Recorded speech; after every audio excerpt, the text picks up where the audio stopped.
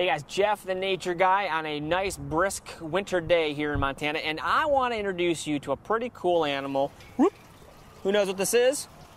Turtle, good job. Yeah, this is a painted turtle. Now, this is a pretty special turtle because this is what we call a native to Montana. Now, what that means is, that means they're here and they're supposed to be here. Now, in Montana, we have another turtle called the slider.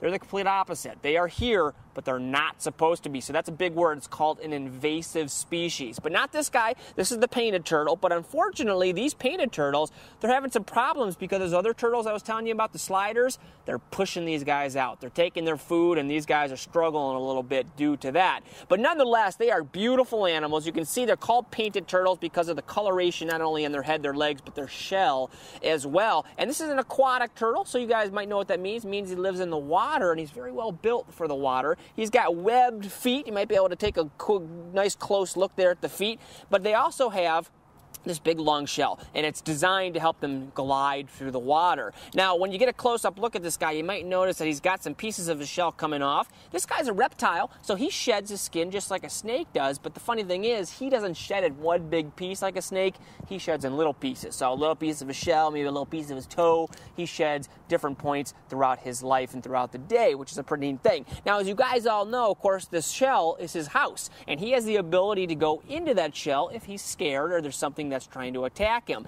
And these shells are pretty tough. However, they can feel with that shell. You know, a lot of people like to tap on these turtles. They can feel that it's not very pleasant. They actually have quite a sensitive area on the top of the shell, which not too many people know. And finally, the cool thing about these guys is on their mouth, they have a beak, just like a bird does. These guys don't have teeth. They have a beak, and they use that beak to find their food and catch their food and chew their food. And these guys are going to eat things like worms and maybe a tadpole or a frog from time to time, but also plants. They eat everything, and that's called an omnivore. Again, a big word, means they eat anything that they will come across. So look for these guys in Montana. Surprisingly, they are found here in ponds, and they do essentially hibernate through the winter. So until next time, I am Jeff the Nature Guy with Merla, our painted turtle. See you soon at Zoo Montana.